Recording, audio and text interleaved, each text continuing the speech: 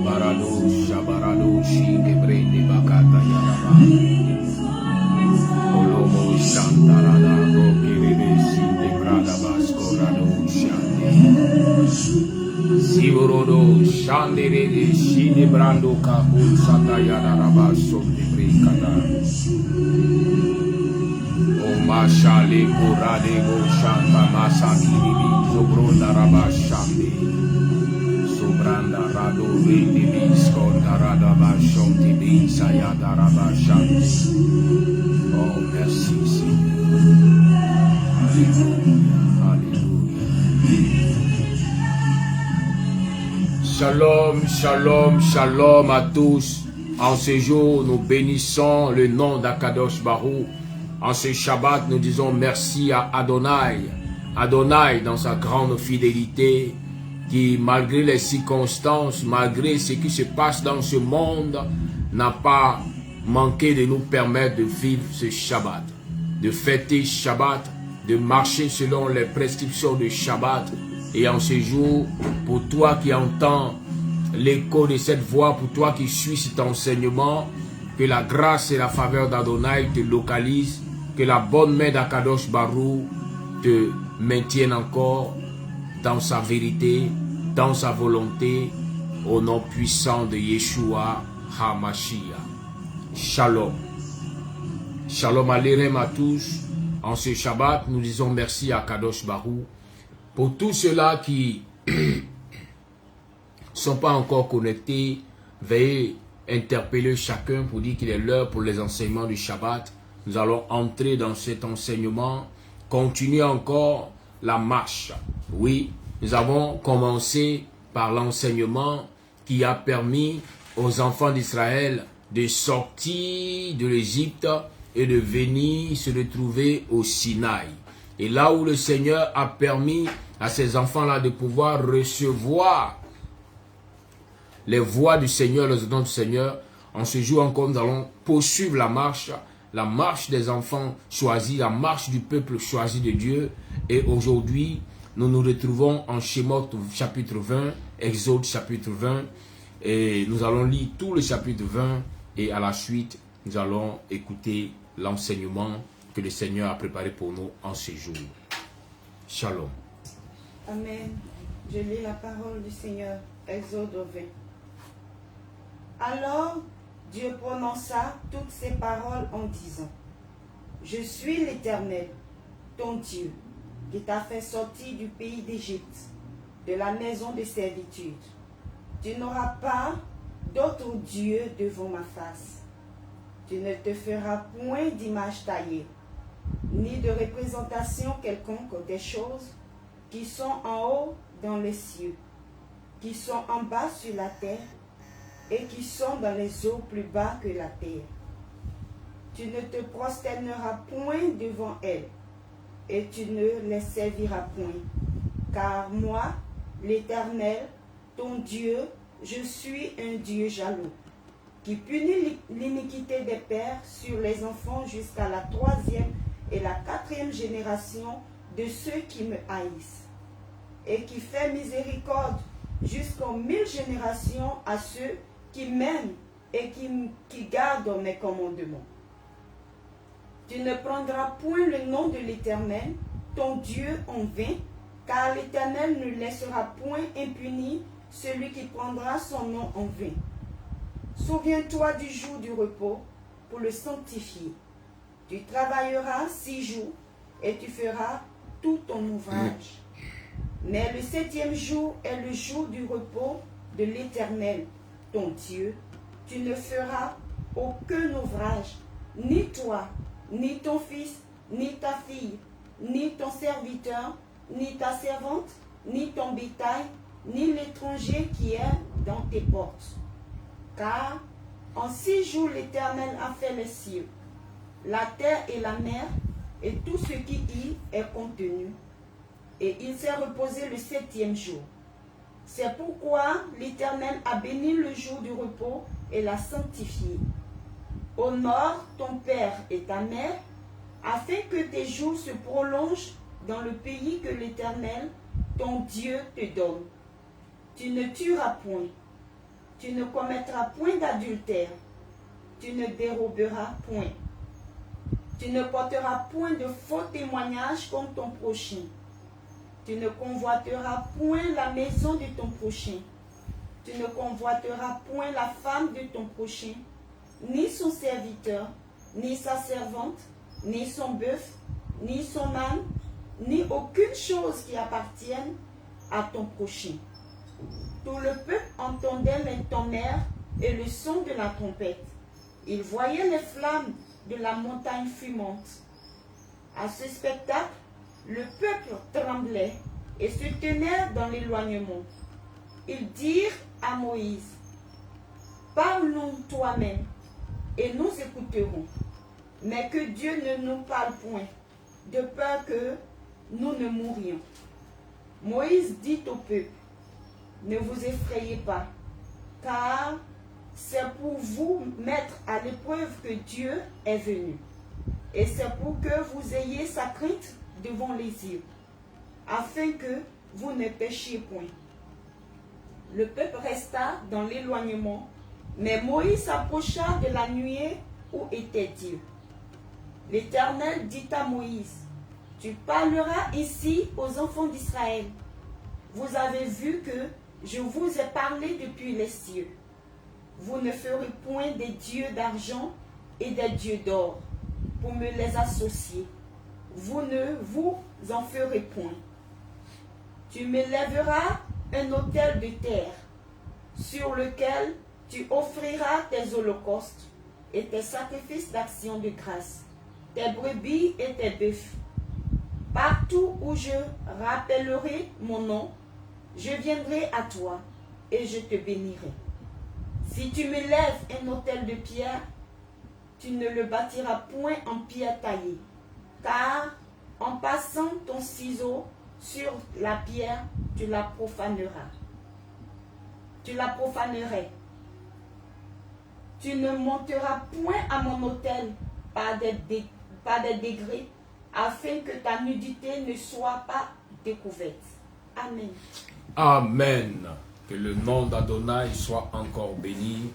Nous sommes en ce Shabbat, dans les enseignements du Shabbat, pour nous permettre de comprendre la parole d'Adonai, de comprendre l'instruction du Seigneur et de permettre à Kadosh Baruch de nous visiter encore et encore par ses bienfaits, par ses bénédictions, par ses brachot, par ses grâces, par ses faveurs.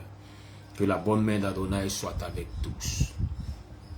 Bien-aimés, nous avons entendu les Écritures dans Shemot, chapitre 20, Exode 20. Et là, c'est ce qu'on appelle, c'est ce qu'on a eu, les hommes ont eu appelé les 10 commandements. Quand le Seigneur est descendu au Sinaï et que le Seigneur a parlé au peuple, a parlé à son peuple, il leur a donné instruction de comprendre et de reconnaître la grâce et la faveur d'Adonai, se manifestant pour chacun d'eux, se manifestant pour toutes ces vies qu'il a fait sortir de l'Égypte. Il n'y a pas de hasard à comprendre que le Seigneur te fasse sortir, te délivre d'une situation et que le Seigneur te laisse comme ça dans le vide. Non.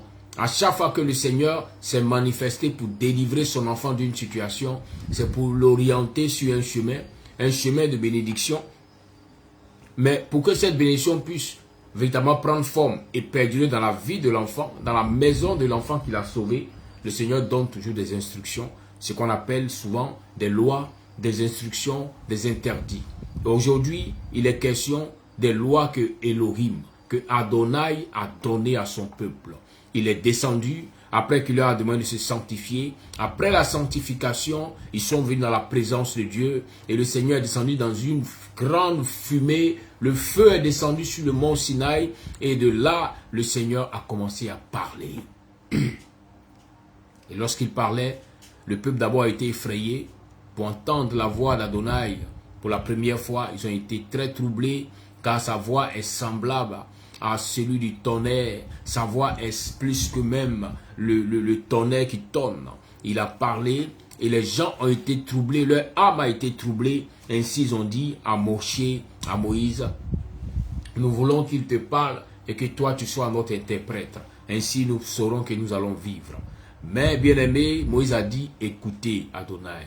Souvent il y a des révélations divines qui se feront à vous pour vous permettre de connaître qui est Adonai, mais pour vous permettre d'avoir dans votre cœur la crainte de Dieu qui grandit. Et c'est le but, l'objectif.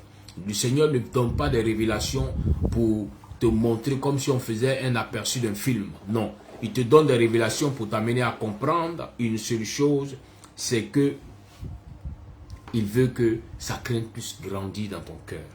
Alors lorsque nous commençons par le premier verset, il dit « Elohim déclara toutes ces paroles en disant « C'est moi Adonai, ton Elohim, qui t'ai fait sortir de la terre d'Égypte, de la maison des esclaves.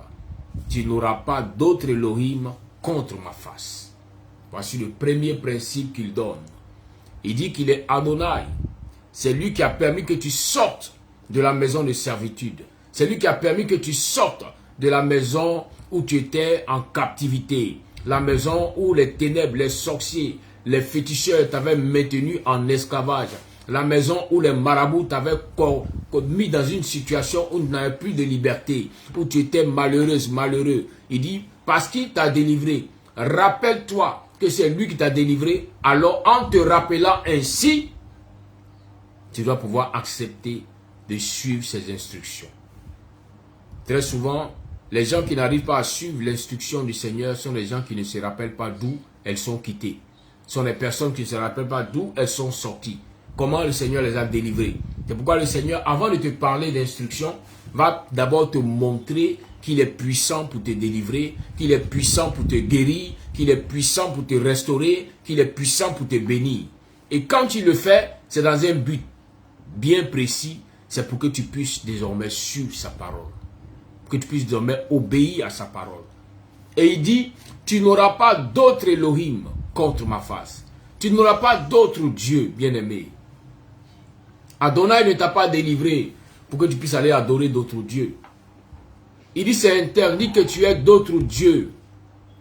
Voilà pourquoi des gens qui disent être dans la maison d'Adonai, mais qui sont toujours en train de faire des rituels, de faire des cérémonies à l'égard de d'autres dieux, sont en train de sortir de sous la protection d'Adonai. C'est pourquoi très souvent le monde des ténèbres utilisa des ruses pour amener les enfants de Dieu qui sont dans l'église à toujours continuer de faire des adorations encore dans leur village. On dira aux frères et à la sœur, c'est la période. Même si tu dis tu es chrétienne, que tu ne participes pas, mais quand même envoie ta participation financière. Nous allons associer pour payer l'animal pour aller offrir à cette divinité.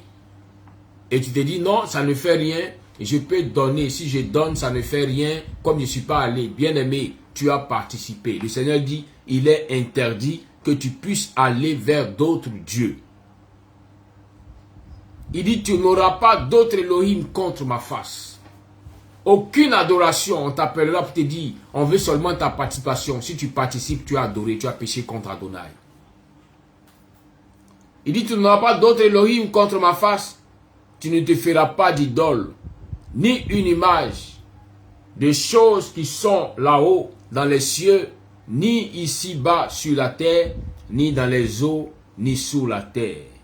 Tu ne te prosterneras pas devant elles et tu ne les serviras pas, car je suis Adonai ton Elohim, le Dieu jaloux qui punit l'iniquité des pères sur les fils, sur la troisième et sur la quatrième génération de ceux qui me haïssent.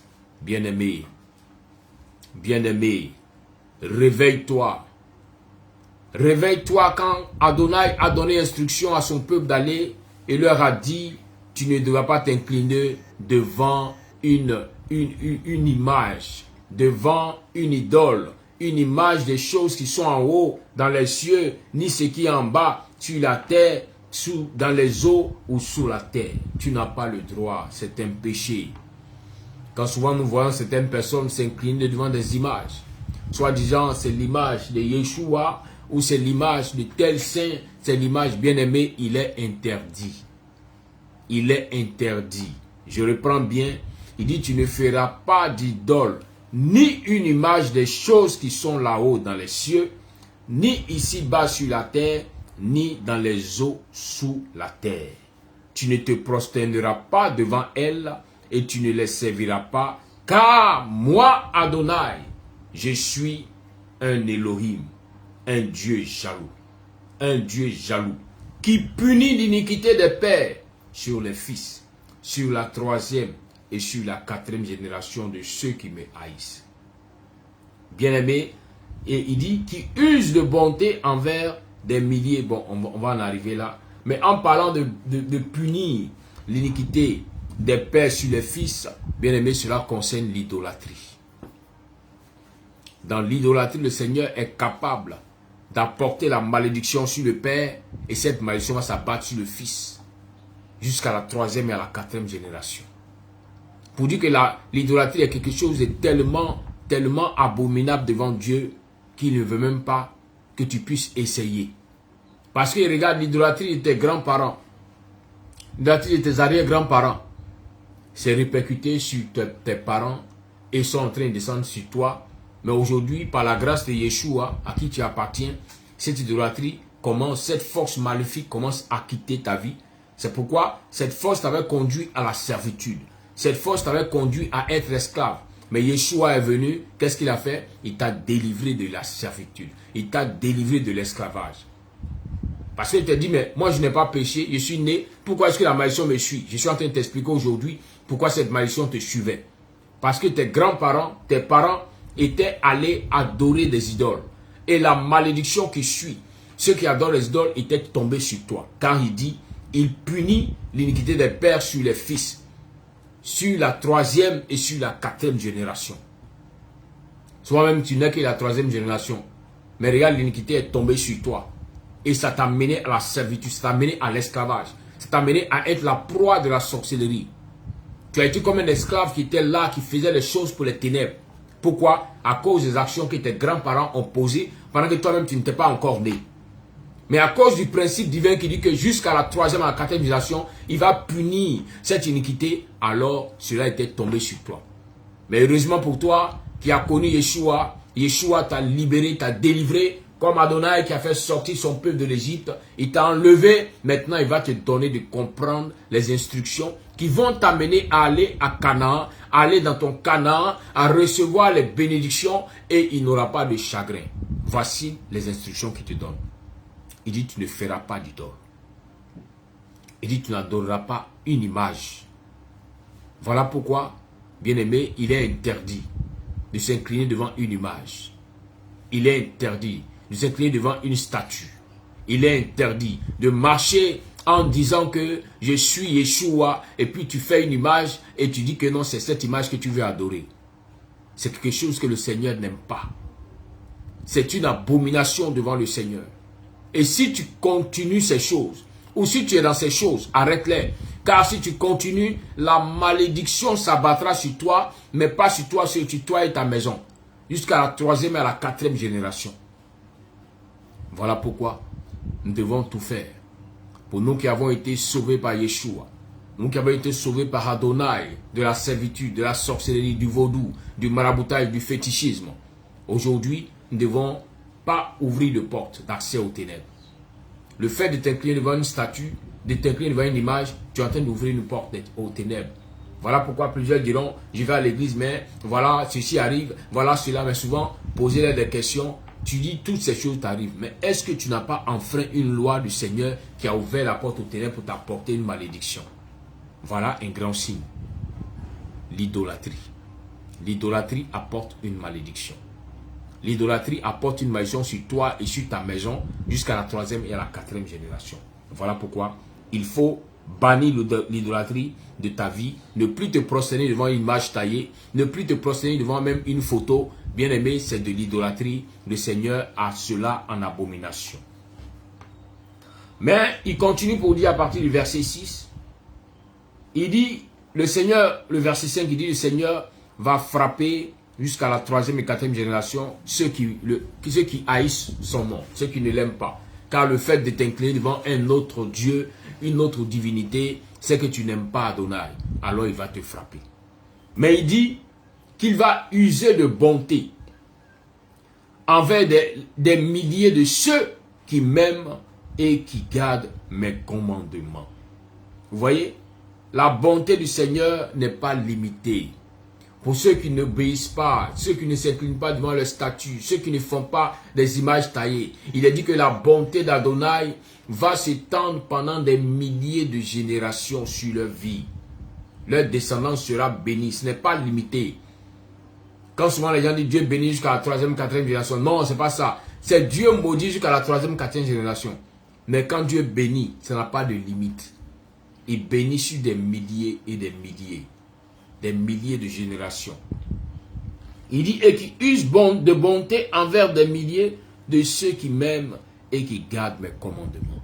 Le fait d'aimer Adonai, de garder ses commandements, tu es en train de faire descendre sur ta descendance. Pas 3e, pas 4e, mais sur toutes les descendances qui viendront après toi. Des bénédictions divines, des grâces divines, des bénédictions divines. Alléluia. C'est de ça qu'il s'agit. Là où, Seigneur, tu as fait sortir de la servitude, là où tu as annulé la malédiction, alors maintenant, laisse le Seigneur bénir ta descendance. Laisse le Seigneur bénir ta descendance sur des milliers de générations. Parce que cette génération ne va plus adorer d'autres dieux. Parce que cette génération n'ira plus sur les féticheurs, sur les marabouts. Parce que cette génération ne fera pas d'images taillées. Parce que cette génération n'aura pas de photos qu'elle va mettre pour dire on va s'incliner pour prier que c'est Dieu qui est là. Dieu n'est pas dans cette photo, bien-aimé. Sors de ces choses pour attirer sur toi et ta descendance la grande bénédiction. Ce qu'on appelle la bracha du Seigneur. La bénédiction qui n'est pas suivie de chagrin. Pour que la bénédiction ne soit pas suivie de chagrin pour toi et ta maison, bannis l'idolâtrie. Chasse l'idolâtrie. Annule l'idolâtrie. Si tu étais encore dans ces choses, il est important pour toi de pouvoir te détacher de cela. Car ces choses attireront et ont déjà attiré la malédiction. Il est temps maintenant que tu te détaches de ces choses pour que tu vives la bénédiction du Seigneur sur toi, sur ta maison, sur tes enfants, sur tes petits-enfants, tes arrière-petits-enfants, sur des milliers de générations après toi. Et il continue pour dire, bien-aimé, à partir du verset 7, un verset qui est très important dans la marche de la foi. Il dit, tu ne prendras pas en vain le nom d'Adonai ton Elohim, car Adonai ne tiendra pas pour innocent celui qui aura pris son nom, celui qui aura pris en vain son nom. Je reprends, tu ne prendras pas en vain le nom d'Adonai ton Elohim, car Adonai ne tiendra pas pour innocent celui qui aura pris en vain son nom. Alléluia. Bien-aimé, le nom du Seigneur est tellement sacré. Le nom d'Adonai est tellement sacré. Le nom de Yeshua est tellement sacré qu'on ne le prononce pas dans le vide. Voilà pourquoi les Juifs ont décidé de ne pas appeler le nom du Seigneur, sauf dans les prières, sauf quand ils veulent lui parler. Mais s'ils veulent parler du Seigneur comme ça, entre eux, dans la société, ils préfèrent dire le nom. Ils disent le nom, mais ils ne disent pas le nom du Seigneur. Vous voyez un peu? C'est ce qu'on dit Hachem, pour dire le nom. Mais ils craignent tellement, ils veulent tellement sanctifier le nom d'Adonai qu'ils ne veulent pas le prononcer dans le vide. Mais souvent nous voyons des gens qui n'ont pas de connaissances approfondies et qui jouent avec le nom du Seigneur. Souvent, excusez-moi, mais beaucoup en Afrique, nous voyons des gens qui, même quand elles éternuent, elles vont appeler Yeshua. Même quand elles sont suppliées pour une chose, elles vont appeler Yeshua. Même quand elles sont rassasiées, elles vont appeler Yeshua. Bien-aimé, penses-tu que ce nom-là, c'est devenu comme un tic pour toi? Penses-tu que ce nom-là, c'est de l'amusement que tu prennes pour te brosser chaque jour? Quand tu es rassasié, tu cries Yeshua. Quand tu as roté, tu cries Adonai. Quand tu es bien-aimé, tous ceux qui jouent avec le nom du Seigneur reçoivent en retour un châtiment. Le nom du Seigneur est sacré. Le nom d'Adonai est sacré. On ne peut pas jouer avec le nom du Seigneur. Voilà pourquoi j'apprécie beaucoup ceux qui ont côtoyé un peu l'idolâtrie, qui ont fait certaines loges mystiques. Quand elles viennent à Yeshua, ces personnes respectent le nom, parce que là-bas, on leur a enseigné, dans leur sorcellerie, qu'on n'invoque pas le nom d'un démon pour l'invoquer. Quand on l'invoque, c'est qu'on a besoin qu'il intervienne. Comprends-tu cela, chrétien? Comprends-tu cela, croyant? Comprends-tu cela, enfant de Dieu? Le nom du Seigneur, on ne l'invoque pas pour l'invoquer. Mais quand tu l'invoques, c'est que tu veux qu'il intervienne. Mais là où tu as mangé, là où tu es rassasié, tu as roté, et puis tu invoques son nom, c'est pour qu'il vienne faire quoi? Arrêtez de jouer avec le nom de Dieu qui est trop sacré. On ne le proclame pas pour le proclamer. Parce qu'à chaque fois que tu invoques son nom, il tourne ses regards vers toi pour dire qu'est-ce que veut ma fille? Qu'est-ce que veut mon fils? Mais si c'est pour plaisanter, regarde le jour où tu auras sincèrement besoin de lui. Quand tu vas l'invoquer, il ne te répondra pas. Voilà pourquoi plusieurs diront, oh le Seigneur, nous crions au Seigneur, il ne nous répond pas. Bien-aimé, est-ce que tu n'as pas pris son nom en vain avant que tu ne viennes prier?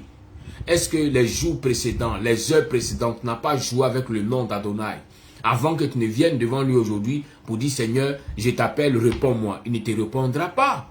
Il n'est pas ton ami. Il n'est pas ton camarade.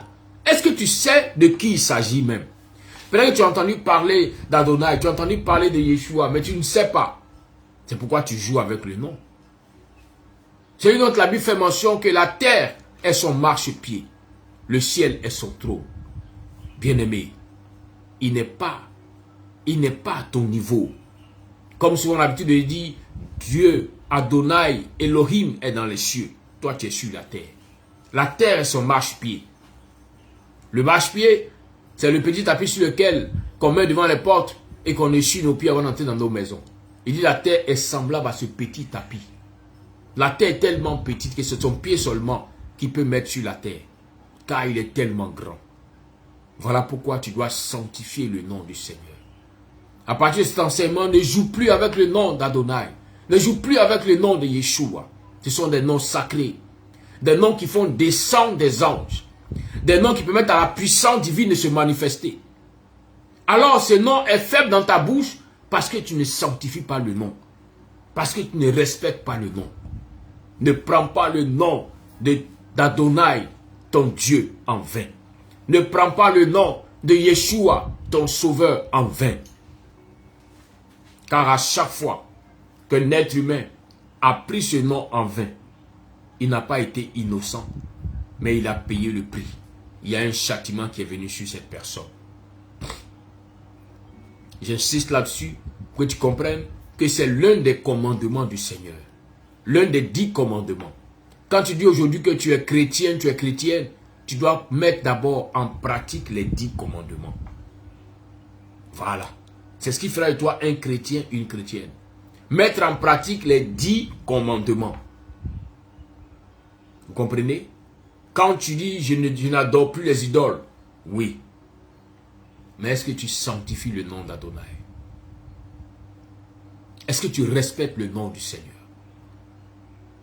Est-ce que tu le gardes précieusement pour l'utiliser en cas d'urgence? C'est de ça qu'il s'agit. Il ne t'a pas donné le nom pour que tu prennes ça pour tousser. Tu as toussé, là tu dis le nom de Yeshua. C'est quelle plaisanterie, quel genre d'amusement te pousse à aller jusqu'à ce stade. Voilà pourquoi j'ai aimé la manière de fonctionner et j'aime toujours cette manière de penser des Juifs qui disent nous allons l'appeler Hachem, le nom. Pour dire, quand nous voulons parler, nous disons le nom. Mais quand nous disons le nom, chacun de nous sait de qui il s'agit. Mais le jour où nous proclamons le nom, c'est que nous voulons qu'il intervienne. Voilà pourquoi jusqu'à aujourd'hui, le Seigneur les prend au sérieux dans leurs adorations, dans leurs prières, parce qu'ils respectent le nom du Seigneur. Alors, bien-aimé, apprends désormais à respecter le nom du Seigneur. Apprends désormais à le garder comme un secret. Ce qu'on appelle un dernier recours. Quand ça ne va pas, c'est ça, ce nom sort. Et quand il sort, il fait son effet parce que tu le respectes. Amen. Et quand tu finis de parler, de ne pas prendre le nom du Seigneur en vain, il vient encore pour nous instruire sur un commandement qui est très important. Un commandement qui a commencé depuis Bereshit, depuis la Genèse. Il est dit que Dieu a créé le monde en 6 jours, mais au 7e jour, le Seigneur s'est reposé.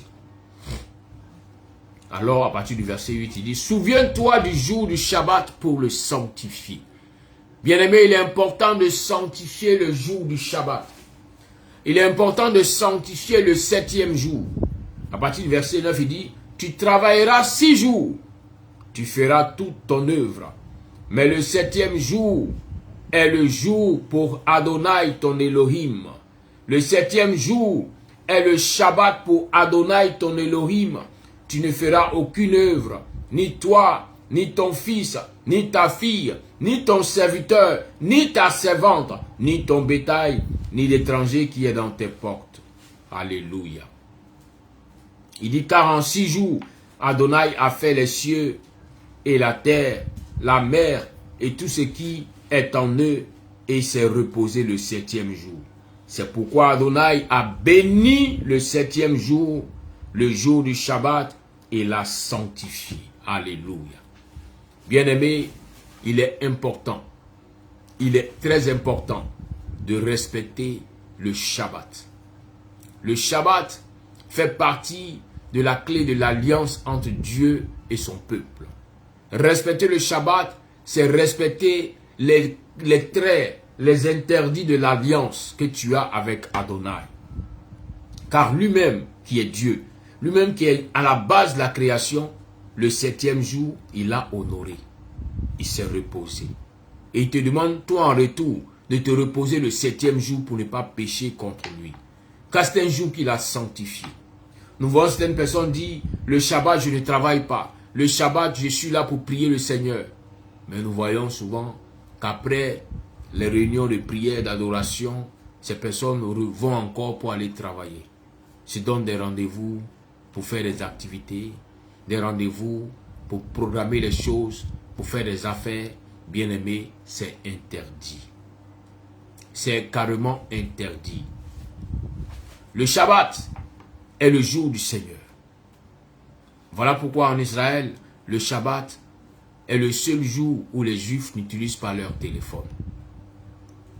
Ils vont le ranger, l'éteindre pour le ranger, et ils vont passer le temps en famille, dans la présence de Dieu. Ils vont passer le temps à se reposer. Il est important aujourd'hui, il y a des personnes souvent qui vous diront, je suis constamment fatigué, je suis couramment fatigué. Mais le Shabbat même est un enseignement même pour permettre à ce que tu comprennes que dans le Shabbat, il y a des secrets de la médecine. Celui qui se repose le 7e jour pourra se relever le lendemain avoir la force pour vaquer à ses occupations pendant les 6 jours. Mais quand tu refuses de te reposer, il est difficile que même le Seigneur intervienne quand on prie pour toi parce que tu es malade. Non. Apprends à reposer ton corps. Ton corps a besoin de se reposer. Le 7e jour, d'abord, ton corps a besoin d'être en repos. Et le 7e jour appartient à Adonai. Le 7e jour appartient à Adonai. Alors prends la peine de rester le 7e jour pour bénir Adonai. Même si la semaine, tu n'as pas eu de temps pour prier. Souvent les uns et les autres diront, je n'ai pas le temps parce que je suis chargé. Quand je rentre tard la nuit, je dois sortir tôt le matin. Des arguments pour dire, je n'ai pas le temps pour prier. Ok. Mais quand tu n'as pas pu prier durant tous les 6 jours, le 7e jour, fais le bilan. Rattrape-toi dans les prières que tu as pu faire pendant les 6 jours. C'est aussi une opportunité. Le 7e jour, reste dans la présence de Dieu. La prière que tu as pu faire le lundi, le mardi, le mercredi, le jeudi, le vendredi, le samedi, bien aimé, le 7e jour là, reste là en train de prier. Reste là en train de te rattraper. Fais toutes ces prières. Parce que tu dois être dans la présence de Dieu. C'est son jour à lui. Alors pourquoi tu veux partager ce jour avec autre chose? C'est son jour à lui. Alors on ne sera pas pressé pour regarder l'heure pour dire, ah, aujourd'hui le culte a duré. Ah, aujourd'hui la fête vite, j'ai un rendez-vous. Bien aimé, tu es en train d'attirer sur toi une malédiction. Quand souvent nous voyons des personnes qui donnent des rendez-vous au 7e jour, le jour du Seigneur. Non, bon, après le culte là, on va se voir, on fait le... Non, bien aimé, c'est un péché. Voilà pourquoi beaucoup cherchent à être bénis. Beaucoup cherchent à prospérer, mais elles n'arrivent pas à prospérer. Parce qu'elles ne respectent pas le principe du 7e jour. Le 7e jour, c'est le secret de la prospérité. Voilà pourquoi les Juifs sont prospères dans tout ce qu'ils font. Le jour du Seigneur, quand tu restes dans sa présence, le Seigneur bénira toute la semaine. Voilà pourquoi il dit, tu travailleras 6 jours et tu feras toute ton œuvre. Mais le 7e jour, le jour est le jour du Shabbat pour Adonai ton Elohim. Ce n'est pas un jour du Shabbat pour toi-même, non. C'est pour Adonai. C'est le jour du Seigneur. Le jour où tu vas lui dire ce que tu n'as pas pu dire durant toute la semaine. Le jour où tu dois être dans sa présence pour l'adorer, pour le bénir. Le jour où tu vas te préparer pour lui recommander toute la semaine qui vient. C'est le 7e jour. Alors, honore le Seigneur. Honore le 7e jour. Respecte le 7e jour. Si Dieu s'est reposé le 7e jour, toi aussi, tu dois te reposer dans sa présence. Afin qu'il puisse recharger, qu'il puisse te restaurer, qu'il puisse équiper ta vie. Et que tu avances, que tu avances, que tu avances dans le succès les jours qui viennent.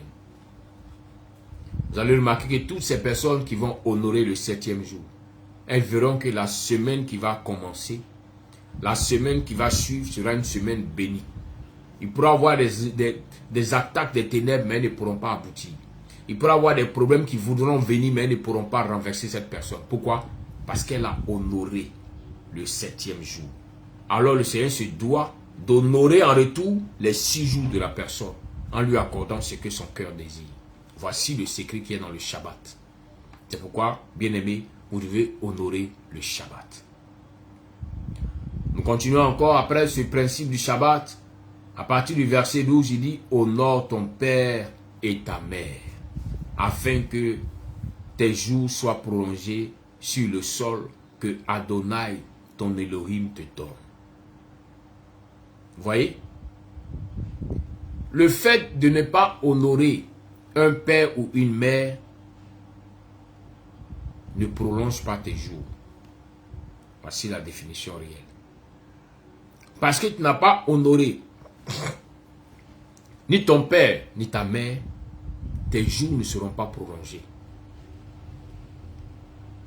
Ne pensez pas que le fait de ne pas honorer un parent va bloquer la prospérité. Tu peux être prospère, mais tes jours seront limités. Tes jours ne seront pas prolongés. Pour dire en d'autres termes, quand Dieu t'a créé, je prends un exemple simple, peut-être que le Seigneur t'a donné de vivre 60 ans. Mais le fait que tu vas honorer ton père et ta mère peut t'amener à avoir des années sur ta vie. Voilà comment des personnes qui ont honoré leur père, leur mère, ont vu, souvent les parents leur disent, façon j'ai eu les cheveux tout blancs, tu en auras aussi. Ce sont des bénédictions de longévité. Ce sont des bénédictions de longévité. C'est ainsi qu'on pourrait voir des parents dire que tu seras rassasié de jours parce que tu m'as honoré. C'est là-bas que se trouve la longévité. Quand tu veux vivre jusqu'à 100 ans, plus de 100 ans, bien aimé, c'est en honorant ton père et ta mère. Retenez ceci, un enfant n'a jamais eu raison devant son parent, devant Dieu. Voici le principe. Un enfant n'aura jamais raison devant Dieu vis-à-vis de son parent. Même quand le parent aura eu tort, toi l'enfant, tu n'as pas le droit de dire il n'a pas raison, donc je ne le respecte plus. Non. Honore-le. Honore-le. Le Seigneur pourra lui dire tu as mal fait. Mais toi l'enfant, tu n'as pas le droit de dire tu as mal fait. Car le Seigneur a permis que ce parent dont tu dis avoir honte aujourd'hui, dont souvent tu ne peux même pas l'appeler, souvent tu caches le parent. Souvent c'est écœurant de voir des gens qui ne veulent pas que leurs parents viennent les visiter en ville parce qu'ils ont honte de leurs parents. Mais tu oublies que c'est le sang de ce parent-là qui coule dans tes veines. Mais si tu as honte de ce parent, pourquoi tu n'as pas honte du sang que tu portes? Pourquoi tu n'as pas enlevé le sang qui est en toi? Soit disant non, mon parent n'est pas joli à voir. Bien aimé, la beauté devant Dieu, ce n'est pas ce que toi tu regardes. Mais ce qui n'est pas joli là, c'est ce qui a fait sortir la belle image que tu es. Ça veut dire que cette personne aussi est belle. Cette personne est belle. Vous savez, chez nous en Afrique, on dit, dans un proverbe africain, il est dit qu'une poule ne peut pas faire sortir des oiseaux. Une poule va donner des poussins. Donc, tel que ton parent est, c'est comme ça toi aussi tu es. Donc, si tu penses que la personne est tellement bizarre que tu as honte, tu caches la personne, bien aimé, c'est qu'un homme aura sémé, il le moissonnera. Ta vie, tu es en train de l'écouter. Parce que quand Dieu dit, quand tu honores ton parent, tu vas prolonger ta vie. J'ai donné l'exemple. Tu dois vivre 60 ans sur terre. En honorant les parents, tu vas aller jusqu'à 80 ans, 100 ans. C'est une grâce. Mais aussi, en déshonorant les parents, derrière ce verset, il y a un autre verset qui dit, tu vas raccourcir ta vie. C'est ce que ça signifie. Donc là où tu devais avoir 60 ans de vie sur terre, tu vas te retrouver peut-être dans les 40 ans, dans les 30 ans. Voilà pourquoi aujourd'hui nous voyons la jeunesse qui meurt beaucoup. Souvent ce sont les malédictions. En déshonorant les parents, ils ont écourté leur vie. En manquant de respect à leurs parents, ils ont écourté leur vie. Bien-aimé, mieux vaut honorer que déshonorer. Parce que là où tu honores, tu prolonges ta vie. Mais là où tu déshonores, tu raccourcis ta vie. Voilà comment vous devez comprendre les versets de la parole de Dieu. Là où tu déshonores, tu raccourcis ta vie. Quoi quel que soit ce qu'un parent dira. Même quand il ne comprendra pas ta pensée, ta manière de faire les choses. D'abord, cherche à être en harmonie avec le parent. Demande-lui pardon. Et après, tu pourras mieux lui expliquer qu'il puisse comprendre ta pensée. Et il saura comment faire pour te bénir. Alléluia. Honorez vos pères. Honorez vos mères. Souvent, le parent n'est pas forcément celui aussi qui t'a mis au monde. Celui qui a le droit paternel sur toi peut être quelqu'un qui t'a adopté. Celle qui a le droit maternel sur toi peut être une femme qui t'a adopté. Qui n'est pas ton parent biologique. Mais à qui Dieu a donné le pouvoir de te bénir. Cette même personne qui a le pouvoir de te bénir, bien aimé, cette personne aussi peut avoir le pouvoir de maudire ta vie. C'est ce que beaucoup ignorent. C'est pourquoi les parents biologiques, les parents adoptifs, les parents spirituels sont des parents que vous devez honorer, quelles que soient les circonstances. Parce que si Dieu passe par cette personne pour te bénir, bien aimé, fais attention. Dieu peut passer par cette même personne aussi pour te bénir, pour te maudire. Vous comprenez? Une personne dans la bouche de qui Dieu met tes bénédictions, si tu ne l'as pas honorée, même quand elle ne parlera pas, le manque même de parler même peut attirer sur toi une malédiction. C'est pourquoi apprenez à honorer vos parents. Ça fait partie des commandements que le Seigneur a donnés. Amen.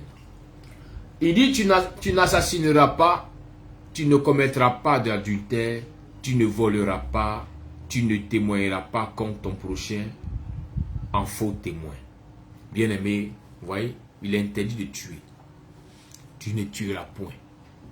Tu ne dois jamais tuer, quelles que soient les circonstances. Ne laisse pas le sang de quelqu'un parler contre toi.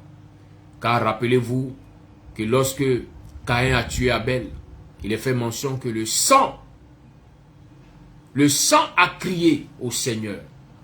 Et quand le sang a crié, Dieu est venu demander à Caïn, mais où est ton frère? Parce que son sang est en train de m'appeler. C'est quoi l'interdit de tuer? Tuer va faire que le sang de la personne que tu as tuée va parler. Vous comprenez? Le sang parle. Le sang parle. Le sang parle.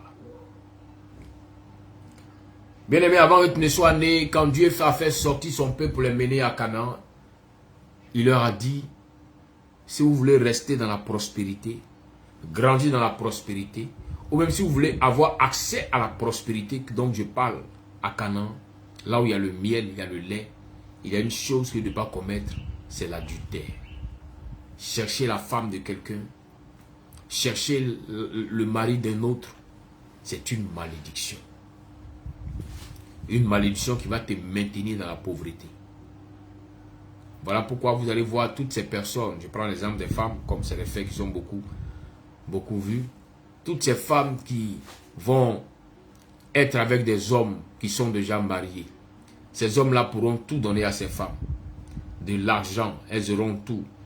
Mais cet argent-là ne pourra pas perdurer dans leur maison. Elles pourront l'avoir pour un temps. Mais à la suite, les problèmes viendront. Elles vont chaque fois prendre cet argent pour régler des problèmes. Ça, ce n'est pas une bénédiction, bien-aimé. Quand le Seigneur bénit, il éloigne le chagrin. C'est une malédiction d'être avec le mari d'un autre. C'est une malédiction d'être avec la femme d'un autre. Tu sais bien, tu es consciente qu'il vit en couple. Tu es consciente qu'elle vit en couple. Et tu te mets avec la personne. La Bible dit, c'est pas bon. Ça peut bloquer beaucoup de choses dans ta vie. Ce sont des péchés qui sont semblables même au meurtre. C'est pourquoi j'ai pris les 4 péchés ensemble. Il dit, tu n'assassineras pas, tu ne commettras pas d'adultère, tu ne voleras pas, tu ne témoigneras pas contre ton prochain en faux témoin. Ce n'est pas bon. Tu sais que la personne a menti, mais tu la soutiens dans son mensonge. Tu es en train d'entrer sous une malédiction. Tu sais que ceci ne t'appartient pas, mais tu prends. C'est du vol. C'est une malédiction. C'est pourquoi souvent les maisons des enfants de Dieu, faites attention pour chercher à voler. Il y a une malédiction là-bas. Tu as besoin d'aimants. Quand il te donne, tu es béni. Mais si à son insu tu prends la chose, tu attires sur toi une malédiction. C'est pas bon. Le Seigneur n'aime pas cela. Et le Seigneur frappe tous ceux, toutes celles qui font ces choses. Voilà pourquoi il dit tu ne voleras pas. Voilà pourquoi il a inscrit cela dans les 10 commandements. Alléluia. Il dit tu ne convoiteras pas la maison de ton prochain. Tu ne convoiteras pas la femme de ton prochain, ni son serviteur, ni sa servante, ni son bœuf, ni son âne, ni aucune chose qui soit à ton prochain. Bien-aimé, la convoitise est un péché. Tu peux apprécier ce que quelqu'un a, mais tu n'as pas le droit d'envier la chose. La convoitise est un grand péché. Parce que la convoitise peut te pousser à entrer dans la sorcellerie facilement. Une personne qui convoite beaucoup est une personne qui n'est pas loin d'être captée par les hommes de la sorcellerie. Voilà pourquoi évitons de convoiter. Je peux aimer ce que la personne a. J'apprécie ce que la personne a, mais je ne dois pas convoiter. Souvent quand on voit les gens dire, ah, vraiment, mais tu as une belle voiture, donc moi je vais aller faire un peu de course avec, vraiment, j'aime tellement ta voiture, je vais rouler un peu. C'est la convoitise. Ah, tu as une belle montre, hein? Est-ce que tu peux m'en passer un peu? Je vais la porter un peu pour quelques jours. C'est une convoitise, c'est un péché. Ah, tu as une belle chaussure, hein? Est-ce que tu peux me la prêter un peu? C'est un péché. Arrêtez de convoiter, vous êtes en train de pécher. Vous attirez sur vous une malédiction, ce n'est pas de bonne chose. Il dit, tu ne convoiteras pas la maison de ton prochain. Vous voyez? Ce qui est dans sa maison, il ne faut pas convoiter. Tu peux apprécier, mais ne convoite pas. Il ne faut pas chercher à ce que la chose soit pour toi aussi. C'est un péché. C'est pourquoi même quand tu auras vu un meuble chez quelqu'un, que tu apprécies ce meuble dans la maison de la personne, quand tu te donneras le moyen, tu pourras aller payer un meuble semblable, mais pas la même chose. Sinon ça c'est la sorcellerie, c'est la convoitise. On m'a conté une histoire comme ça au Canada où ma fille m'a dit, mais papa, je ne comprends pas pourquoi mon petit frère qui est venu me voir, je l'ai hébergé chez moi, maintenant il est installé chez lui, il a fait venir sa famille. Mais quand je pars les visiter, je me rends compte que sa maison, son salon est comme s'il me trouvait chez moi. Je dis, mais comment? Elle dit identique. Les fauteuils, la table à manger, identique comme ce que j'ai chez moi. Je lui ai dit, ça c'est la sorcellerie. Fais attention à ce frère. Il t'a tellement convoité qu'il veut prendre tout ce que tu as, c'est la sorcellerie. Il aurait pu aimer le meuble, mais aller faire un autre modèle, peut-être même meilleur que ce qu'il a vu ailleurs. Mais quand tu dis c'est le même modèle que je veux, c'est pas bon, c'est un péché. Il faut te revoir. Répands-toi. Convoite pas cela. Il dit, tu ne convoiteras pas la femme de ton prochain. Ah, bien aimé, ça souvent, nous voyons ça souvent. Dans les communautés, nous voyons ça souvent dans la société. Des femmes qui convoitent le mari de leurs camarades, des maris qui convoitent les femmes de leurs camarades. C'est un péché. Et Yeshua même l'a dit plus tard dans les évangiles que tu as déjà commis l'adultère. Il dit quand tu regardes la femme de quelqu'un, que tu la convoites, tu as déjà péché. C'est un péché, bien aimé. Arrêtez de convoiter la femme de quelqu'un d'autre. C'est pourquoi quand souvent je dis aux gens, mais quand cet oncle-là, ou bien quand ce parent-là te dit que non, moi celle-là je l'aime pas, cette femme que tu as prise là, moi je l'aime pas, moi c'est l'autre-là que j'aime. Pose la question, c'est ma femme ou c'est ta femme? Ou bien quand ton parent te dira, femme, ah moi ton mari là, moi il me plaît pas, c'est l'autre-là me plaisait bien. Pose la question, c'est ton mari ou bien c'est mon mari? La personne prendra ce qu'elle aime, mais toi tu ne peux pas dire que non, moi je l'aime pas. Non, bien aimé, tu ne peux pas l'aimer, c'est pas pour toi. Donc arrêtez de convoiter ce qui ne vous appartient pas. C'est un péché. Ah oui, tu es une belle femme, hein? Ah, ta femme est jolie, hein? Ah, c'est quoi? Tu as quel problème? Tu as quel problème, frère? Arrête de convoiter, sinon le Seigneur va te frapper. Ça ne t'appartient pas. Parce qu'à force de convoiter maintenant, c'est comme ça que l'histoire des femmes de nuit et de mari de nuit commence à prendre forme. Maintenant, tellement tu as convoité, tu le vois en ton mari de nuit, tu la vois en ta femme de nuit. Tu es un pécheur. Le salaire du péché, c'est la mort. Arrête de convoiter. Sinon la mort est en train de venir vers toi. Ne convoite pas. Ah, vraiment, tu as de bons travailleurs. Si moi j'avais des travailleurs comme toi là, vraiment j'allais être bien dans ma maison. Il dit ici, tu ne convoiteras pas la femme de ton prochain, ni son serviteur, ni sa servante, ni son bœuf. Faut pas le convoiter le business de quelqu'un. Ah, vraiment, ton commerce là marche. Moi si j'avais un magasin comme pour toi là. Vraiment, c'est quoi? C'est la sorcellerie maintenant. Arrêtez de convoiter, appréciez mais ne convoitez pas. Car vous péchez. Vous péchez. En faisant ainsi, le diable va passer par vous pour chercher à faire du mal à la personne. Et vous deviendrez des futurs sorciers. Il dit ni son bœuf, ni son âne, ni aucune chose qui soit à ton prochain. Voilà. Ni aucune chose qui soit à ton prochain. Ce qui est à lui est à lui. Bénis le Seigneur pour sa vie. Tu peux aimer, ah oui, tu as une belle voiture. Ah oui, tu as un beau vêtement. Ah oui, en tout cas, tu as eu un beau mariage. Mais ne le convoite pas. Sinon, tu es exposé à devenir sorcière et sorcier. Alléluia.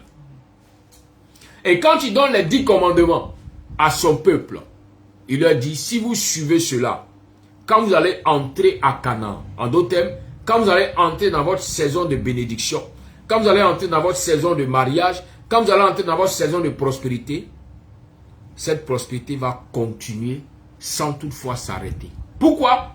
Parce que tu as respecté les 10 commandements.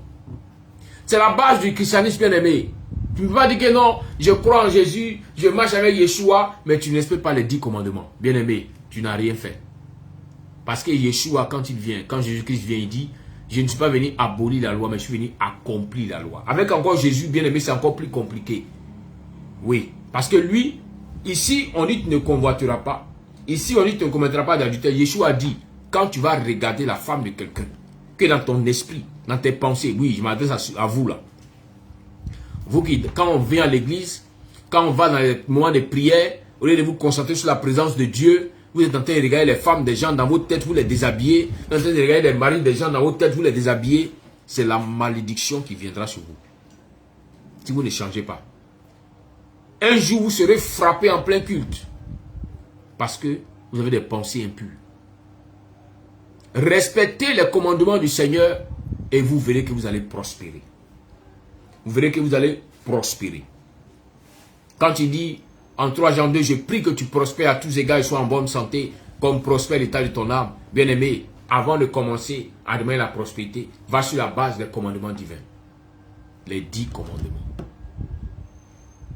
Et quand il a fini de parler, il dit, tout le peuple voyait les voix, les torches, les voix du chauffard et la montagne fumante. Lorsque le peuple vit cela, il tremblait et se tenait loin. Il dit à Moshe, parle-toi avec nous et nous écouterons, mais qu'Élohim ne parle pas avec nous, de peur que nous ne mourions. Moshe dit au peuple, n'ayez pas peur, car Élohim est venu pour vous éprouver, afin que sa crainte soit devant vous et que vous ne péchiez pas. Bien-aimé, il dit, le peuple se tint de loin, mais Moshe s'approcha des ténèbres épaisses où était Élohim. Et Adonai dit à Moshe, tu parleras ainsi aux fils d'Israël. Vous avez vu que je vous ai parlé depuis les cieux. Vous ne ferez pas à côté de moi des Elohim en argent, ni des Elohim en or. Vous ne ferez pas pour vous. Vous n'en ferez pas pour vous. Tu feras un autel du sol sur lequel tu sanctifieras tes holocaustes et tes offrandes de paix. Ton petit et ton gros bétail, en quelque lieu que ce soit, où je rappellerai mon nom.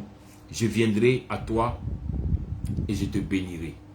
Si tu me fais un autel de pierre, tu ne le bâtiras pas en pierre taillée, car en passant ton outil sur la pierre, tu la profaneras. La profanerais. Et tu ne monteras pas à mon autel par des marches de peur que ta nudité ne soit découverte. Vous voyez, le Seigneur a donné des prescriptions. Il dit, quand tu seras prêt, écoutez-moi très bien, quand tu seras prête à marcher selon ses commandements, viens faire une offrande. Apporte une offrande pour le Seigneur, voici mon offrande qui témoigne que je vais obéir à tes commandements. Voici mon offrande qui témoigne que je vais maintenant respecter ses commandements. Il dit, quand tu vas le faire, moi maintenant je vais commencer à te bénir. Et à la fin, il vient insister sur un fait. N'expose pas ta nudité. Il dit, même quand tu viendras avec ton offrande, mais que l'offrande est avec toi dans ta main, que tu viens pour m'adorer sur l'autel, il dit, il y a un interdit. Quand tu vas venir, que ta nudité ne soit pas vue. C'est pourquoi ne monte pas sur des marches très hautes. Quand tu seras en haut, les gens qui sont en bas pourront voir ta nudité. Ce n'est pas bon. C'est un péché. Tu viendras avec l'offrande, mais tu seras maudit. Voilà comment des personnes dans les communautés viennent donner des offrandes. Tu peux apporter des millions. Mais le fait que tu montes ta nudité, en déposant l'offrande, tu repars avec une malédiction. On ne vient pas devant l'autel de Dieu avec sa nudité exposée. C'est pourquoi habillez-vous décemment. Que ce soit les hommes, que ce soit les femmes, habillez-vous décemment avant de venir apporter l'offrande au Seigneur. Sinon, vous allez entrer sous la malédiction. S'il a insisté pour dire, malgré ton offrande que tu m'apportes, je pourrais dire non, je regarde à ce qui est dans ta main. Comme tu viens me bénir, alors je regarde seulement à la bénédiction. Il dit, c'est pas moi. Adonai. Mais les gens qui sont autour de toi, s'ils ont vu ta nudité, tu es maudit. Donc là où tu pensais, bien aimé, que tu venais t'exposer ta nudité pour pouvoir maudire les gens, toi-même tu es la première personne à être maudite d'abord. Il n'a jamais été dit que la nudité maudissait les gens qui sont autour de toi, hein. Mais il a dit que la nudité peut amener les gens qui sont autour de toi à tomber dans le péché, à être tentés. Vous comprenez un peu? Les hommes qui verront ta nudité seront tentés. Donc, tu vas être une occasion de chute pour ceux qui vont voir ta nudité. Mais toi qui montes ta nudité, tu vas être sous la malédiction. Alléluia. Voilà pourquoi vous devez faire tous vos efforts pour ne plus jamais aller dans la maison d'Adonai, aller dans la maison du Seigneur en exposant votre nudité. Car cela est une malédiction.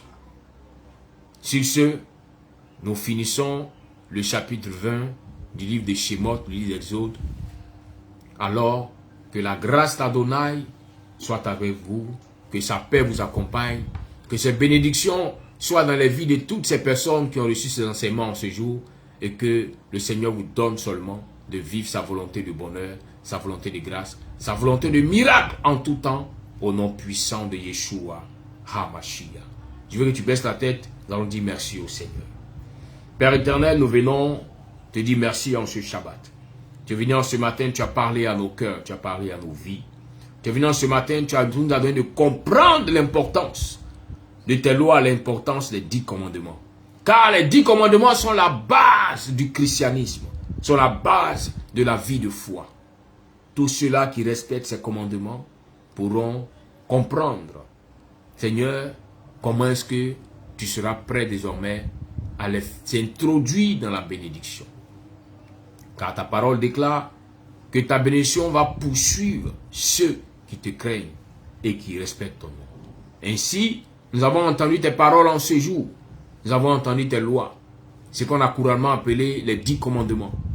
Et là où mon frère, ma soeur est prêt à obéir, qu'il prépare son offrande pour te présenter pour le Seigneur, je vais respecter ces 10 commandements. Je ferai tout pour marcher ainsi. Et alors, Seigneur, en retour, tu pourras les bénir. Que ta grâce, que ta paix soient sur tous en ce Shabbat. Que tu donnes ta bénédiction à ton peuple. Que tu les donnes ta faveur. Dans le nom puissant de Yeshua HaMashiach. Amen. Amen.